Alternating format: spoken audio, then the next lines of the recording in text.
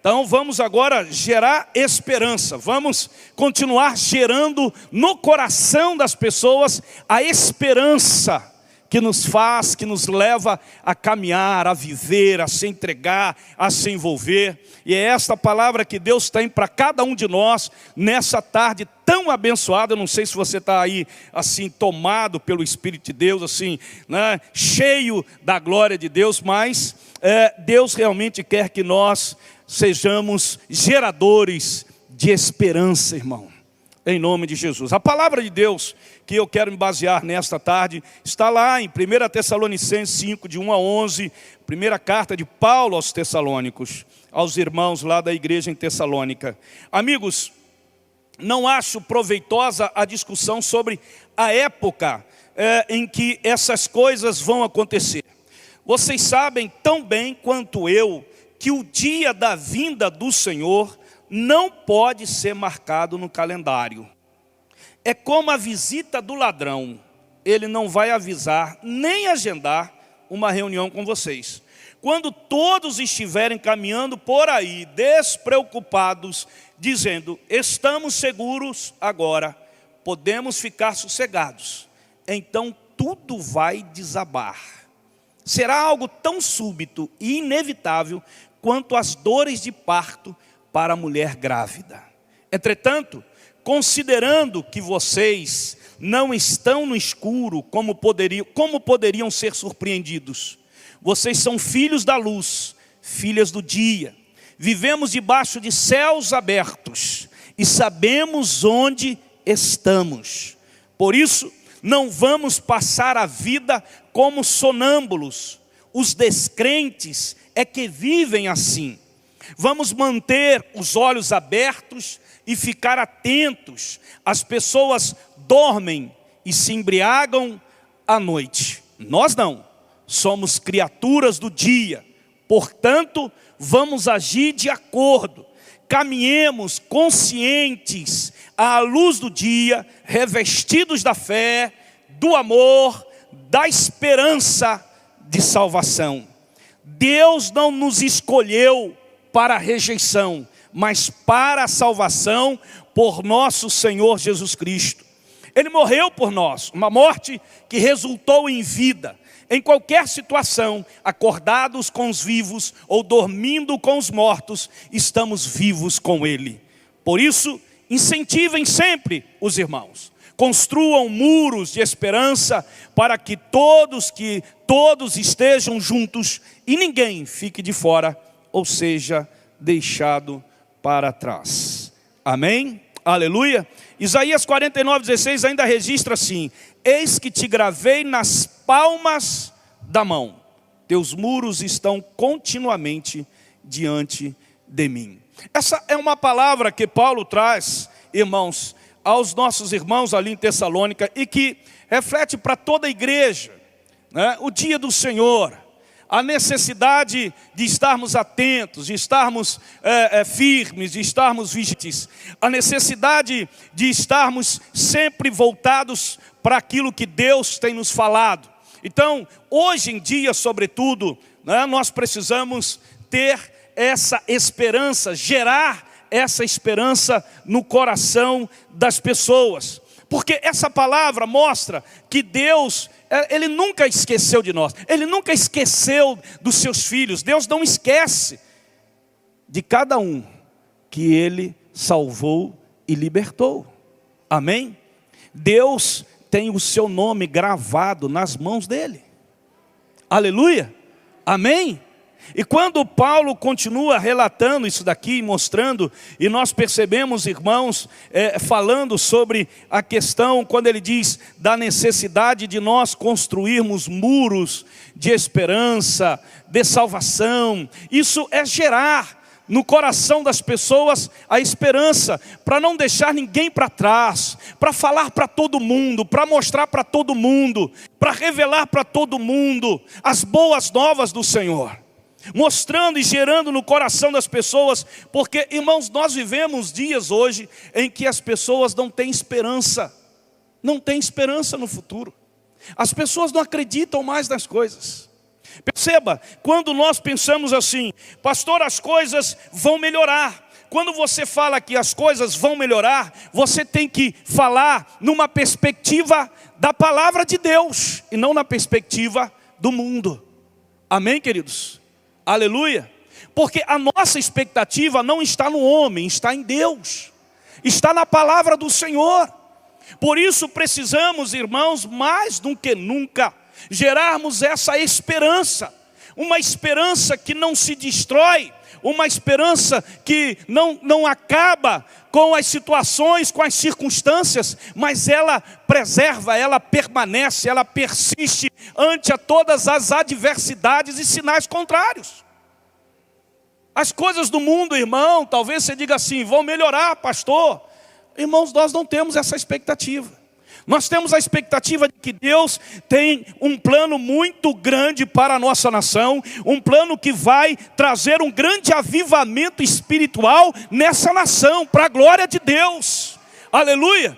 O plano de Deus não está em estabelecer uma economia no Brasil que seja parâmetro para todo mundo. Então o Brasil vai ser... Irmãos, o plano de Deus não passa por aí, é assim que eu entendo. O plano de Deus não passa por aí. Quando isso aconteceu nos Estados Unidos, olha o que é a nação dos Estados Unidos hoje. Eles não querem saber de Deus. O que Deus tem para o Brasil é diferente. O que Deus tem para o Brasil é um avivamento espiritual. É encher essa nação da glória dEle. É encher essa nação do conhecimento dEle. Louvado seja o nome do Senhor, aleluia. E o crente não pode ter uma expectativa diferente. Nós não podemos colocar uma expectativa. Não, pastor, porque as coisas vão melhorar. Se elas vão melhorar, se elas não vão melhorar. Isso não tem a ver, meu querido. O que eu sei é uma coisa. Deus tem planejado, e há um propósito de Deus, de tornar essa nação, irmãos, uma nação poderosa, para que ela possa balançar as outras nações, no que diz respeito às coisas de Deus. Por isso uma luta muito grande nesse país, para se desconstruir aquilo que é de Deus. Porque na Europa já desconstruíram. Nos Estados Unidos já desconstruíram. Ou seja, em muitas nações do mundo, já conseguiram desconstruir aquilo que Deus havia construído. E estão de alguma forma tentando fazer isso na nossa nação. Mas Deus tem um propósito específico nessa nação. Você pode dizer glória a Deus? Eu vou falar uma coisa aqui que eu não sei se você concorda comigo, mas eu não me importo quanto a isso.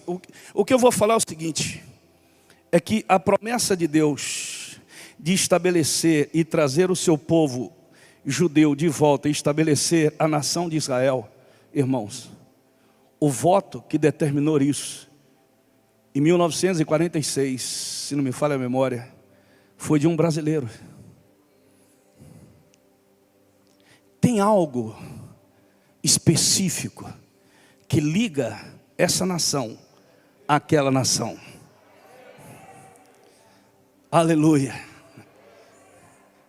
Você percebe isso, irmão? Amém? Então entenda, quando nós falamos em gerar esperanças, nós estamos falando nisto. E eu vou mostrar mais algumas coisas para vocês, que vocês vão assim, dizer, verdadeiramente é isso que nós temos que fazer.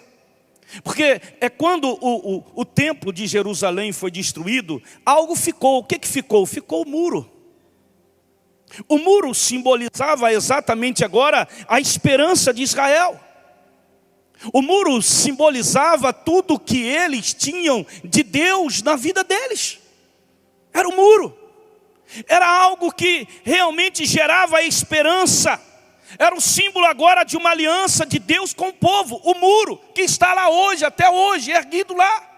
Para que todas as pessoas do mundo que vão até Israel, até Jerusalém, e lá então eles possam ver que ficou algo de uma aliança de Deus com o seu povo. Deixa eu dizer uma coisa aqui, querido. Pode acontecer tudo, mas o que Deus estabeleceu como aliança entre Ele e você, querido, isso não se rompe. E o que Deus estabeleceu é o sangue do Filho dEle que cobre a tua vida. Louvado seja o nome do Senhor. Aleluia. Isso não se acaba, isso não se destrói, isso não se rompe. Por isso Paulo então conclama aos irmãos, para que os irmãos então possam gerar isso, possam construir muros de esperança, gerar essa esperança no coração das pessoas. Isso é uma responsabilidade da igreja. E como pastor, nós podemos gerar esperança? Primeira coisa, querido, anunciando as boas novas. Você já percebeu que a igreja perdeu um pouco dessa simplicidade de anunciar as boas novas? Essa é uma missão da igreja. Os que estão fora precisam ouvir boas novas. O que nós mais ouvimos hoje nas redes sociais e em todo lugar são coisas velhas. Não são boas, são coisas ruins que nós ouvimos. Todo meio de comunicação, de rede social, quando você percebe, você vai ouvir e você vai ver coisas que são ruins. A igreja então tem que se levantar e começar a anunciar boas novas, para que as pessoas possam se voltar para Deus. Você está entendendo isso, irmão? Boas novas, e Paulo adverte os irmãos quanto a isso. Há uma passagem de Paulo, da Bíblia, que diz como que nós podemos negligenciar tão grande salvação, como que nós vamos ficar de boca fechada, como que nós vamos resistir a isso, como que nós vamos ficar indiferentes a coisa tão grande, a algo tão maravilhoso que Deus quer fazer na vida das pessoas.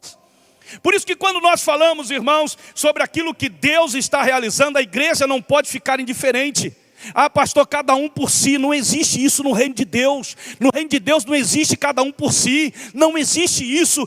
No reino de Deus é a família envolvida, é a família participando, é a família caminhando, é a família anunciando, é a família ajudando, é a família participando. No reino de Deus não tem cada um por si, Deus por todos. Aleluia. Boas novas, irmãos. É uma mensagem de vida, de esperança, de abundância. Boas novas é isso. Pastor, tem boas novas para amanhã, segunda-feira? Tem. Seu chefe vai ouvir boas novas da tua boca.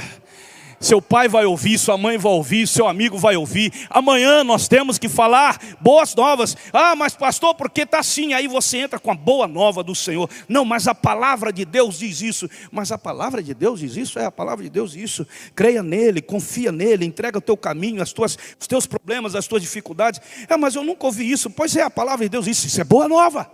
Isso é boa nova. Isso não é algo ruim. Isso é bom para aquela pessoa que está sem esperança.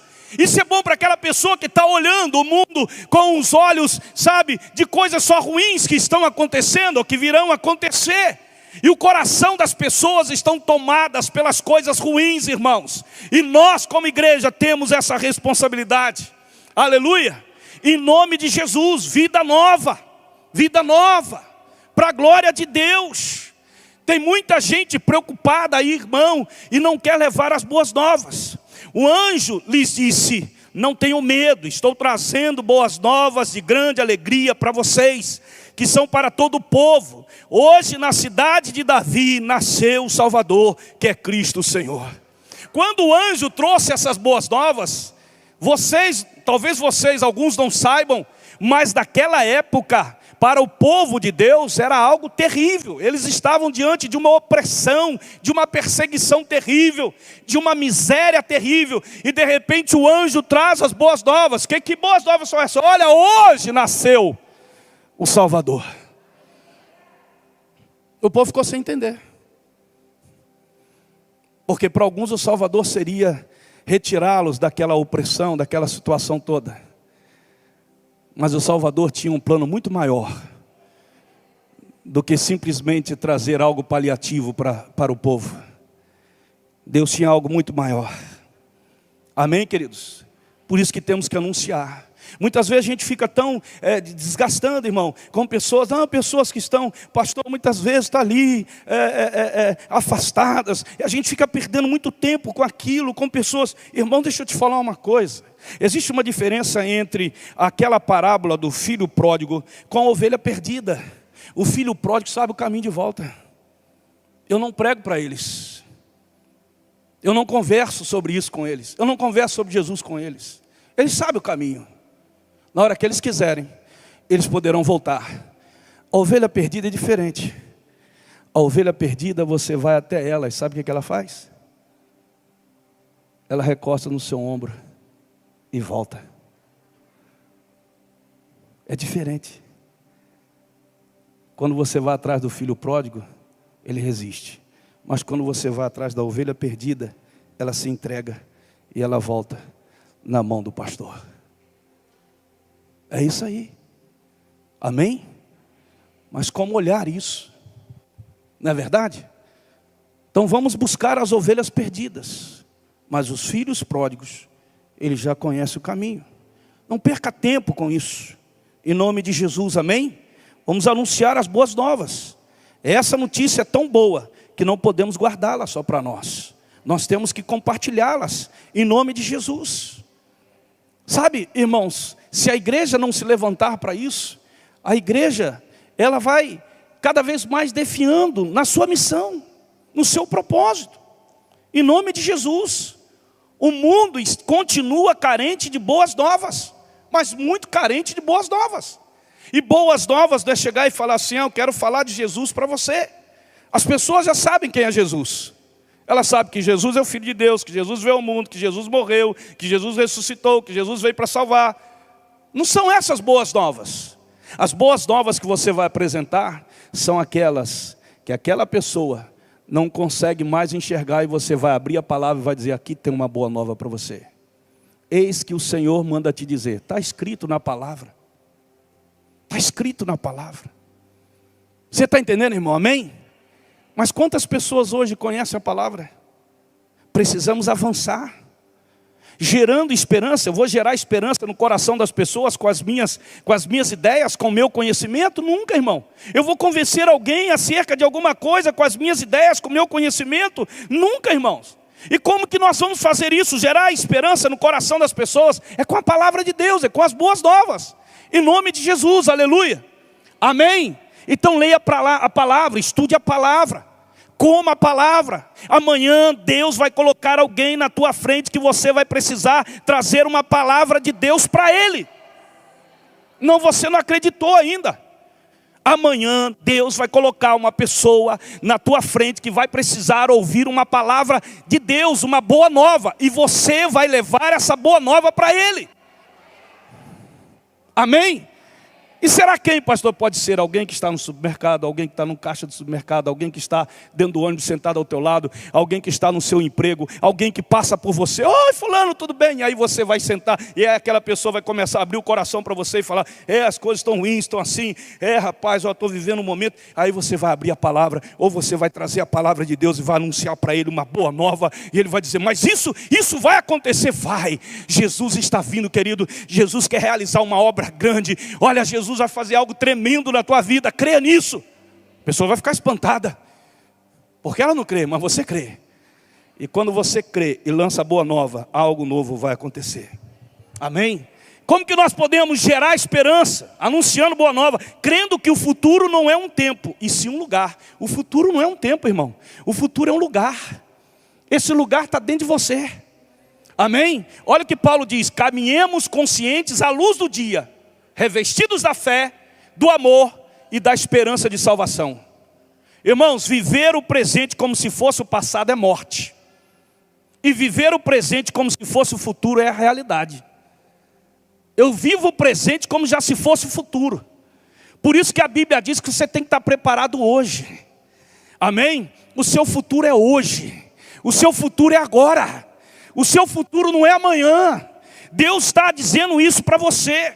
O futuro não está diante de nós, irmãos. O futuro está dentro de nós.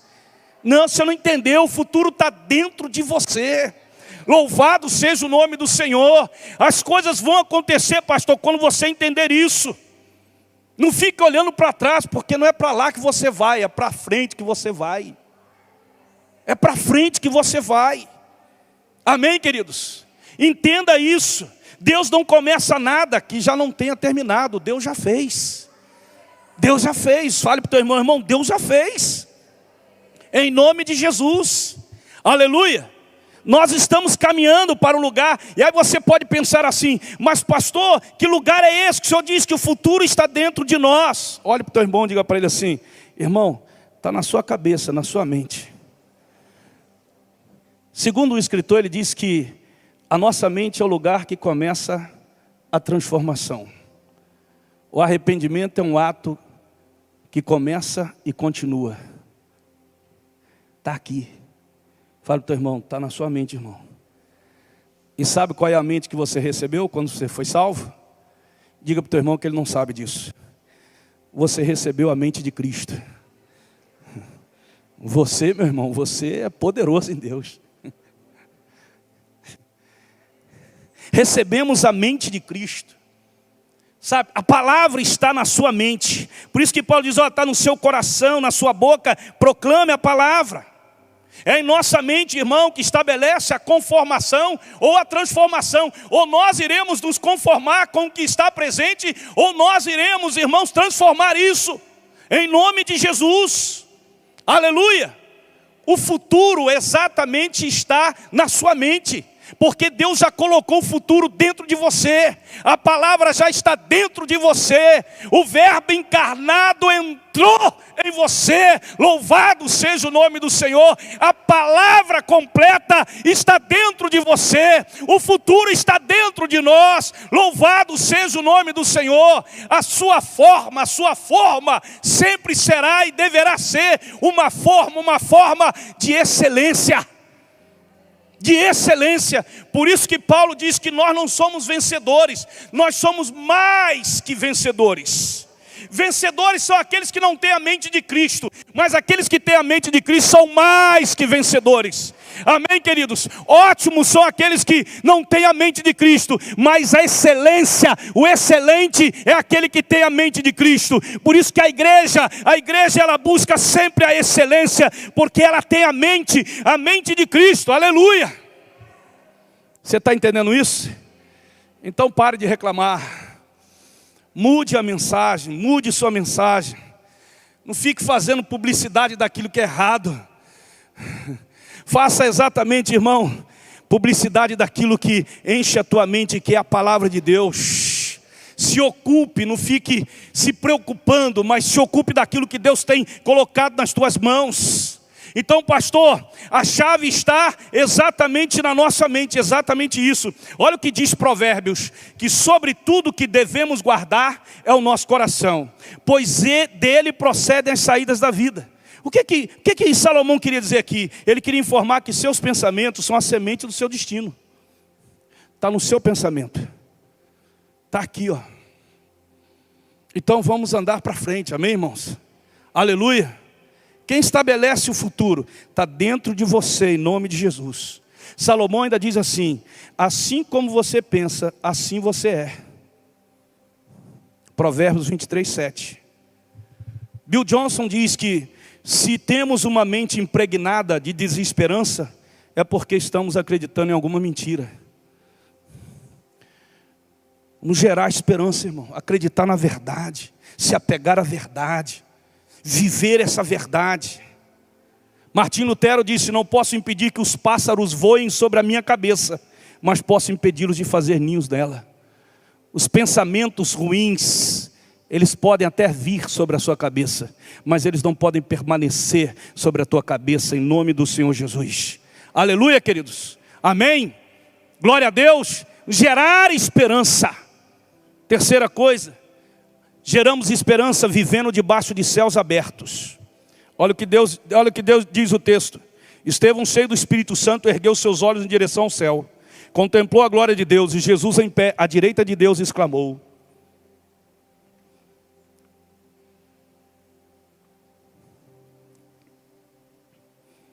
eis que vejo os céus abertos, e o Filho do Homem em pé, à direita de Deus.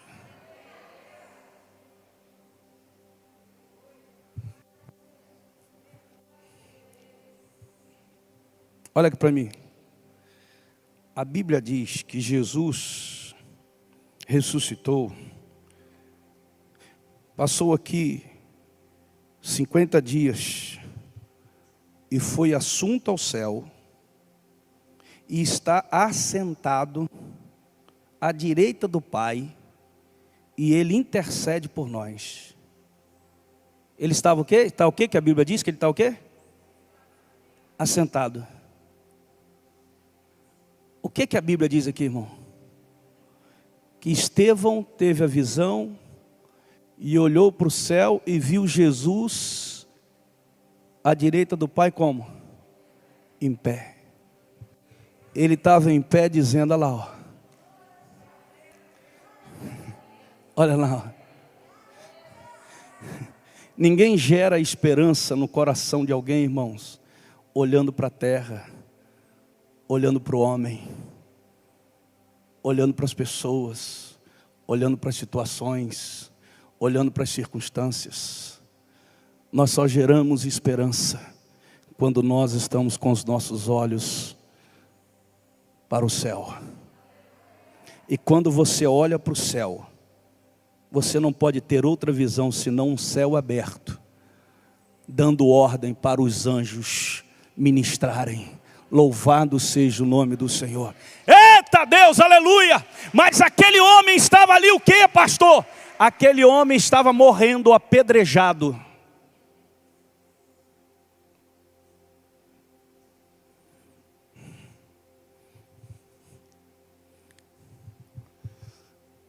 Agora tem uma figura muito mais profunda. Quando Jesus estava sendo batizado, o céu abriu.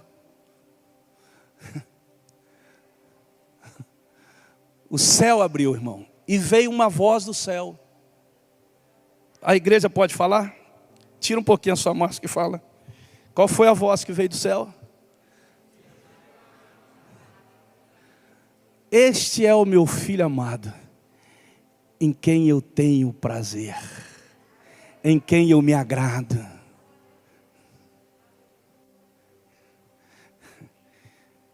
Irmão, vamos gerar esperança. Como? Olhando para o céu. Céus, vivendo debaixo de céus abertos.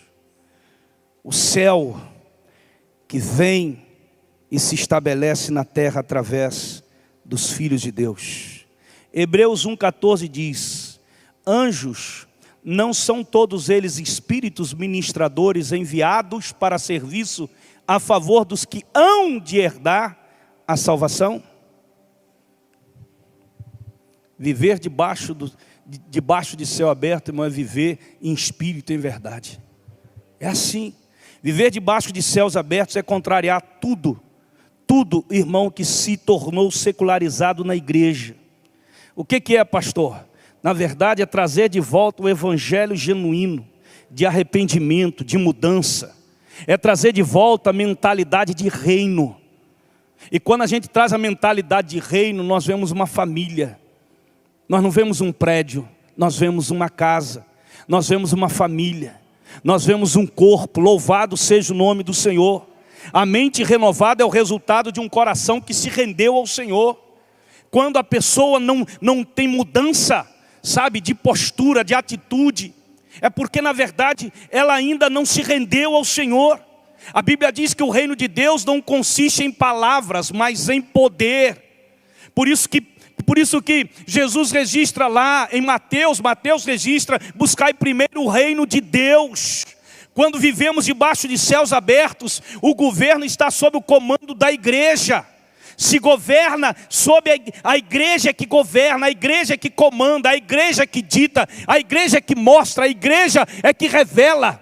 A igreja, irmãos, o governo da igreja é um governo de excelência, é um governo de serviço, é um governo de entrega, é um governo que estabelece aquilo que deve ser feito.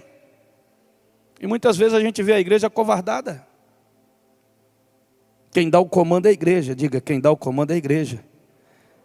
Amém, queridos? Em nome de Jesus. Olha o que Jesus disse. E isso não é tudo. Vocês terão acesso livre e total ao reino de Deus, e as chaves para abrir qualquer porta, sem mais barreiras entre o céu e a terra e o céu. Um sim na terra é um sim no céu, um não na terra é um não no céu. Foi Jesus que falou isso, irmão, para Pedro e seus discípulos. A chave está na mão de vocês. Amém? Amém? como que nós vamos gerar esperança, irmão? Vivendo debaixo de um céu aberto, e não de um céu fechado. Como se eu olhasse para o céu e nada pode vir do céu, nada acontece aqui, pastor. Quem te falou isso? O céu está fechado para você? Então tem alguma coisa errada no teu coração, na tua mente, na tua vida. Porque o céu, querido, não se fecha para aquele que adora em espírito e em verdade, para aquele que busca o Senhor de todo o coração, para aqueles que têm exatamente, irmãos, a verdade dentro de si. Em nome de Jesus, o céu não está fechado para essas pessoas.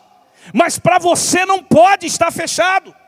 É o céu que estabelece o padrão para o mundo físico, para o mundo espiritual, para o mundo material. Mas eu só tenho 5 pães e 2 peixes, não importa. Olhe para o céu está dizendo que vai haver abundância, então vai haver abundância. Não está chovendo, olhe para o céu vai dizer que está chovendo, então vai vir chuva. Corre lá e avisa que vai vir um temporal. Eu só tenho um pouco de farinha e um pouco de azeite, mas mulher, não vai faltar azeite, não vai faltar farinha, porque, irmão, no céu não tem falta de nada, e o céu se estabelece na terra, em nome de Jesus.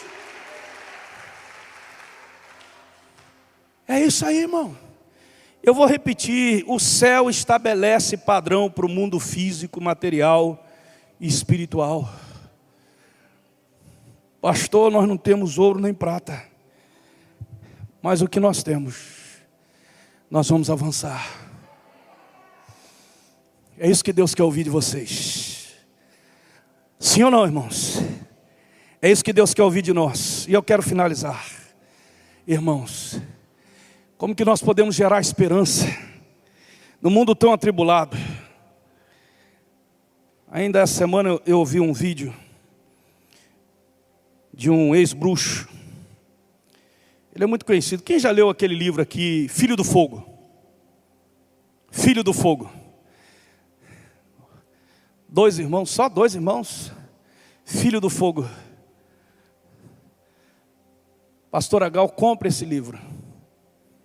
Compre esse livro, coloque lá no VIP Store, para que a igreja possa conhecer esse livro. Esse livro é um livro de revelações de um ex-bruxo. Ex-bruxo. Ele estava contado entre os 9 homens na terra. Para ser escolhido desses 9, um será o anticristo. O anticristo já está na terra. E ele deixou a bruxaria. E quando ele contou sobre os filhos do fogo, no livro dele, o nome lá não é o nome verdadeiro dele, porque ele não podia se revelar até então. E ele conta muitas coisas. E deixa eu te falar uma coisa aqui, irmão. Ele diz que quando ele saiu, porque ele se converteu ao Senhor, foi um inferno. Infernizaram a vida dele, da mulher dele, dos filhos dele, de tudo na vida dele. E ele disse que só não morreu porque Deus o protegeu. Depois de um tempo, eles desistiram de matá-lo. E ele perguntou, quando recebeu um telefonema: por que vocês desistiram? Ele disse assim: o bruxo, o outro bruxo, nós desistimos porque nós achávamos que esse livro, o Filho do Fogo, ele iria despertar a igreja, e a igreja ia se levantar de uma forma como nunca se levantou. Como isso não aconteceu, nós vamos deixar você em paz.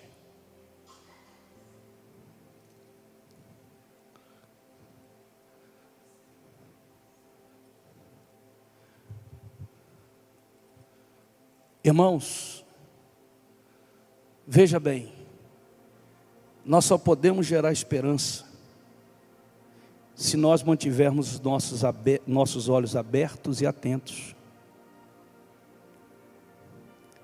a igreja tem que estar alerta e atenta, vigilante. Quando Paulo diz que Deus não nos escolheu para rejeição, a nossa embriaguez deve ser no espírito e não na carne. Não devemos ser apenas ouvintes, passivos, mas praticantes da palavra de Deus. Nós não somos criaturas da noite, ou seja, nós somos da luz, nós revelamos a verdade, nós não escondemos, não nos escondemos, somos transparentes. Quando Abacuque disse assim: por-me-ei na minha torre de vigia, colocar-me-ei sobre a minha fortaleza, e vigiarei para ver o que Deus me dirá. Torres sempre foram lugares fortes, segurança, proteção e vigilância. As torres naquela época, e até hoje, elas são construídas em lugares altos. Elas permitem a visualização dos inimigos, ainda que de longe eles se movimentem. A torre nos proporciona termos uma visão ampla em campo aberto. A torre, irmãos, é um posto avançado, é um alto privilegiado daquele que está na torre. Diga para o meu irmão, nós temos que estar na torre. Mas é importante entendermos que a torre de hoje não é para proteção. A torre de hoje, guarde isso daí, é para revelação. Deus quer trazer revelações à igreja. Devemos estar atentos e vigilantes para ouvir e receber as direções de Deus. O lugar é sempre em cima, diga, o lugar é sempre em cima, nunca embaixo. Essa é a posição de cada filho de Deus, em cima, por cima. Eu colocarei vocês por cabeça e não por cauda. Efésios diz que nós estamos no plano espiritual, nas regiões celestiais, lá com o Senhor. Efésios capítulo 2 diz isso. Essa é a nossa posição espiritual. Estar atento e vigilante é estar conectado com o céu para realizar a missão que Deus tem confiado às nossas mãos. Aleluia! Entenda isso, meu irmão. Vamos gerar esperança para esse povo. Atentos e vigilantes. Está chegando a hora, está chegando o dia.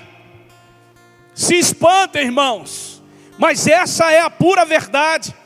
Está chegando a hora, está chegando o dia. A igreja precisa se levantar. Mas alguém diz assim: mas pastor, a Bíblia diz que no final dos tempos o amor de muitos se esfriaria. E eu acredito nisso, irmãos. Mas o amor daqueles que estão conectados com o céu jamais vai se esfriar, irmão. Jamais vai se esfriar. Jamais vai se esfriar. E o mundo arquiteta de tal forma, o diabo arquiteta de tal forma, porque a Bíblia diz que o mundo jaz do maligno. Ele arquiteta de tal forma para levar aqueles que estão dentro da igreja a um esfriamento de amor pelo Senhor, pela causa do Senhor, pela missão do Senhor. Então ele faz isso. Mas aqueles que perseveram em estar conectado com o céu, em estar olhando para o céu, em estar buscando ao Senhor, verdadeiramente o amor deles não vai se esfriar. O amor deles vai aumentar, o amor deles vai incendiar as pessoas que estão próximas, o amor dele vai gerar o avivamento, a esperança que pessoas querem ter para a glória do nome do Senhor Jesus. Aleluia! Oh Deus, fica em pé, querido, fica em pé em nome de Jesus. Eu quero que você esteja atento a essas coisas, irmãos. Precisamos urgentemente gerar esperança. Não podemos estar, irmãos, gerando esperança sem estarmos sintonizados com o céu. Por isso que quando o pastor fala aqui, irmãos, porque no carnaval a igreja não vai sair, nós vamos estar sintonizados, nós estaremos harmonizados, nós estaremos adorando. Porque quando a igreja está aqui proclamando, adorando, celebrando, quando a igreja está aqui, irmãos, realizando algo que Deus propôs para ela realizar, e Deus trabalha de multiforme maneira nos ministérios. E se você está aqui é porque esse é o propósito de Deus. É porque Deus ainda tem coisas grandes para realizar. Nós não podemos fugir, nós precisamos estar atentos, nós precisamos estar ligados. O diabo fica trabalhando na mente das pessoas. Esse ex-bruxo, ele fala isso.